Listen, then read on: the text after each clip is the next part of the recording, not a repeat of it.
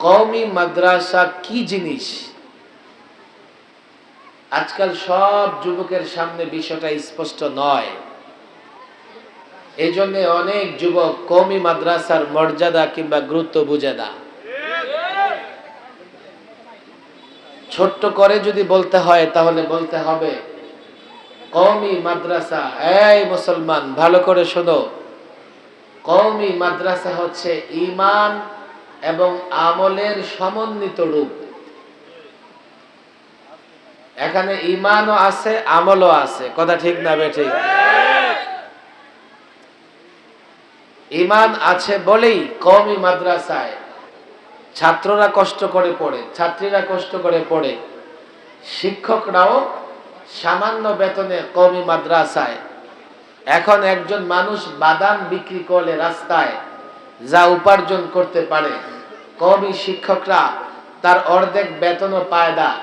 ঈমানের তাগাজায় আল্লাহ এবং আল্লাহর সন্তুষ্টির জন্য, আল্লাহর রসুলের গোলামি আনুগত্য করবার জন্য এই সামান্য বেতনে মাদ্রাসাগুলোতে পড়ায়, কথা ঠিক না বেঠিক? আমল,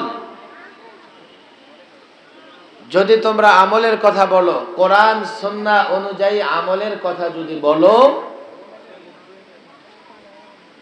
নানা বিষয় নিয়ে আমাদের ভিতরে মতভেদ থাকতে পারে, কিন্তু আমল সুন্নাহ এবং কোরআন সুন্নাহ মোতাবেক আমলের সমন্বিত কোন রূপ যদি তোমরা দেখতে চাও তাহলে কওমি মাদ্রাসার শিক্ষক ছাত্রদেরকে দেখতে হবে। কোরআন এবং সুন্নাহ সামনে রাখো, কোরআন সুন্নাহ সামনে রেখে প্রয়োজনীয় আমলগুলোর একটা লিস্ট তৈরি করো। এরপরে দেখো এই মাদারিসে কওমিয়া ছাত্র শিক্ষকদের ভেতরে কত পার্সেন্ট কোরআন এবং সুন্নাহ অনুযায়ী আমল হয়, আর এর বাইরে যারা আছে তারা কত পার্সেন্ট কোরআন এবং সুন্নাহ অনুযায়ী আমল করে। দেখো, আমি তো চ্যালেঞ্জ করি, দু চারটা বিষয়ে মতভেদ করলেই তুমি কওমি মাদ্রাসা শিক্ষক ছাত্র থেকে উত্তম হয়ে যাবে, এটা কোনোদিন হতে পারে না। আমি আমার ব্যথা বেদনার জায়গা থেকে কিছু কথা বলতে চাই। আমার কিছু বিষয় তোমার মন মতো নাও হতে পারে, কিন্তু এর মানে এই না যে তোমার সব বিষয় আমার মন মতো হবে।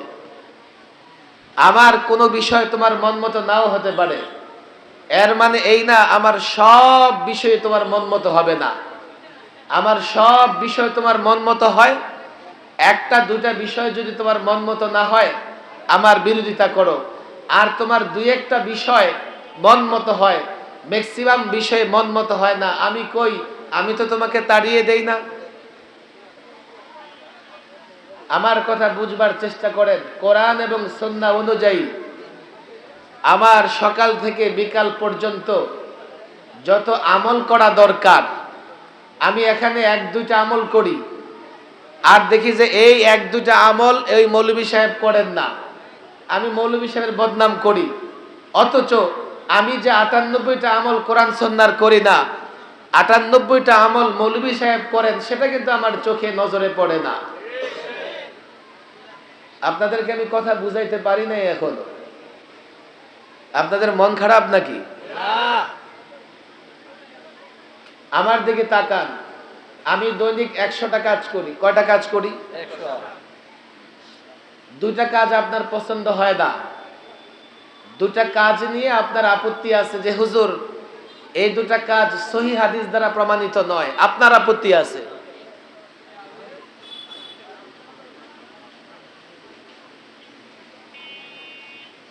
আচ্ছা, বাকি ৯৮টা নিয়ে তো আপত্তি নাই, কথা ঠিক না বেঠিক? এবার সেই ১০০ আমল আমি তোমার ভেতর দেখতে চাই।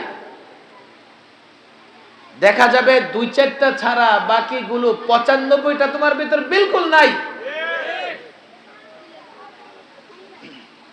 আমি জানি না আপনাদেরকে বুঝাইতে পারতেছি কিনা। এক দুটা বিষয়ে তোমার আমার মধ্যে মতভেদ আছে, মতানৈক্য আছে, কিন্তু বাকি 98টা তো তুমিও মনে করো যে আমি সহিহ হাদিস অনুযায়ী করি, কিন্তু আমি যখন তোমার দিকে তাকাই আমি তো 100টার মধ্যে 95টাই তোমার ভিতরে দেখতে পাই না। তাহলে তুমি আমার চেয়ে কওমি মাদ্রাসার ছাত্র শিক্ষকের চেয়ে উত্তম কিভাবে হলা? এই যে দ্বন্দ্ব বা ইখতিলাফ লাগিয়ে দেয়, এটা শয়তানের কাজ। কথা ঠিক না বেঠিক? তোমার আমার মধ্যে ইখতিলাফ আছে, রাখো, চলো কোরআন সুন্নাহ সামনে নেই, নিয়ে কে কয়টা কোরআন সুন্নাহ অনুযায়ী আমল করতে পারে, যে সবচাইতে বেশি কোরআন সুন্নাহ অনুযায়ী আমল করবে আমাদের মধ্যে সেই উত্তম হবে। কথা ঠিক না বেঠিক? আপনাদের মন খারাপ হবারই কথা, নানা কারণে আপনাদের মন খারাপ হতে পারে, কিন্তু আমি কিছু মৌলিক বিষয় আজকে কথা বলতে চাই। এখন অনেক জমা হয়ে আছে গেটের মধ্যে, ওই যে মাদ্রাসার ছেলেরাও আছে, আসো বাবা, যুবকরা আসো। এই এলাকায় তো প্রচুর যুবক বসতে আইসা, এই স্টেজও আমার ডানে বায়ে যুবকরা আছে।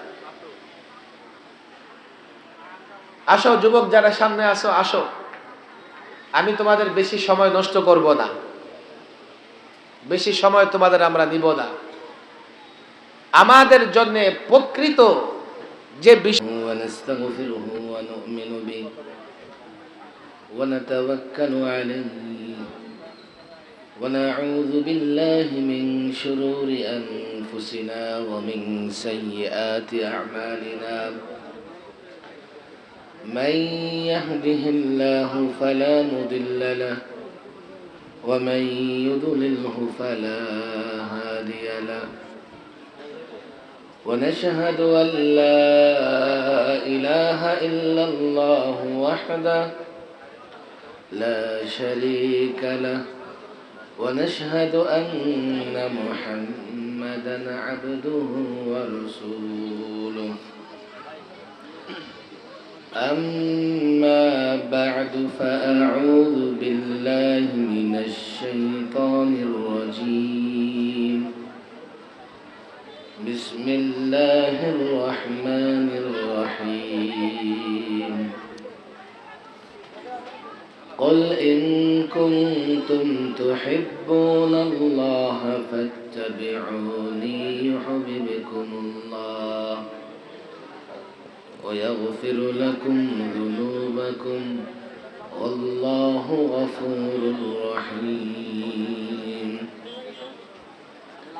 صدق الله مولانا العظيم وقال النبي صلى الله عليه وسلم لا يؤمن أحدكم حتى أكون أحب إليه من ولده ووالده والناس أجمعين وصدق رسوله النبي الكريم ونحن على ذلك من الشاهدين والشاكرين والحمد لله رب العالمين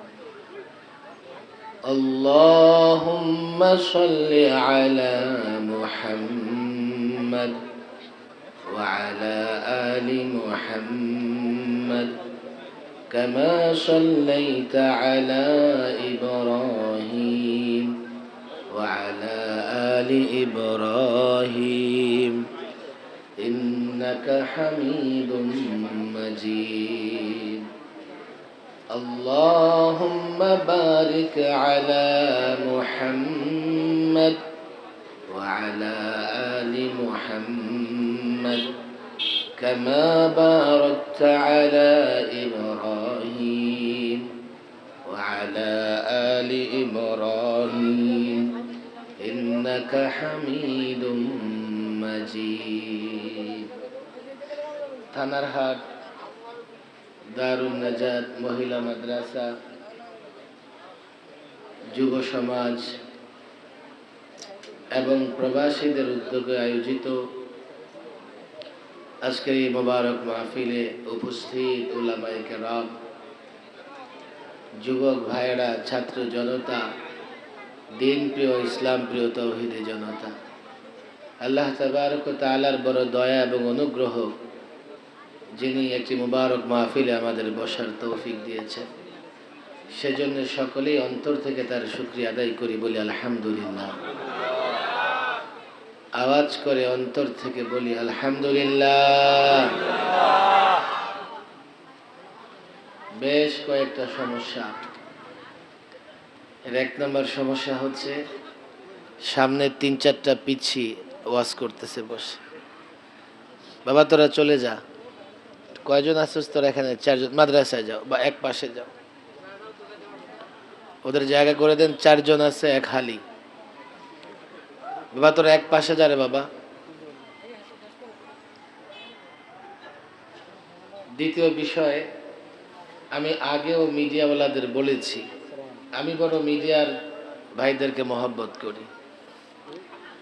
তোমরা বলতে পারবে না কোনোদিন আমি কথা বলেছি যে ক্যামেরা নামাও, মাইক্রোফোন সরাও। কোনোদিন কথা বলেছি আমি?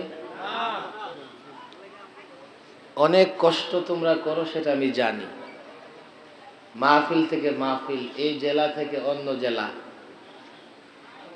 তোমাদের কেউ কেউ খাবারও দেয় না, বসতেও বলে না। যদিও বসতে বলে, নারাজ হয়ে এই নিয়ে বসো, পেছনের লোক দেখে না, এইভাবে বলে।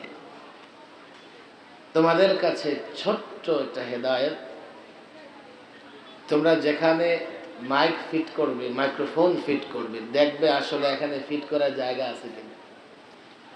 দেখো, আমার মুখের কাছে মাইক্রোফোন আসা দরকার না, আমি মুখটা নিয়ে যাচ্ছি মাইক্রোফোনের কাছে। এই পিঠ বাঁকা করে টানা দিয়ে আমি কতক্ষণ কথা বলতে পারবো? দ্বিতীয় সমস্যা, ইন্তেজামিয়া যারা কমিটিতে আছেন, মাইক একটা ভাড়া করে নেরা, এখানে স্ট্যান্ড একটা লাগাইছে, এটা মনে হয় দাদার আমলের হবে, নাতি আসছেন ব্যবসা করতে। আর আপনারাও দেখেন, আমি রাস্তায় যত মানুষ দেখতেছি, মাহফিলের অর্ধেকও নাই।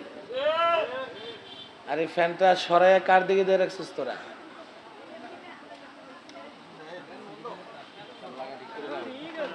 একটা ছোট্ট ফ্যান তো আমার দিকে দে। মানে আমি বয়ান করতেছি না, তোরা করতে আইছিস।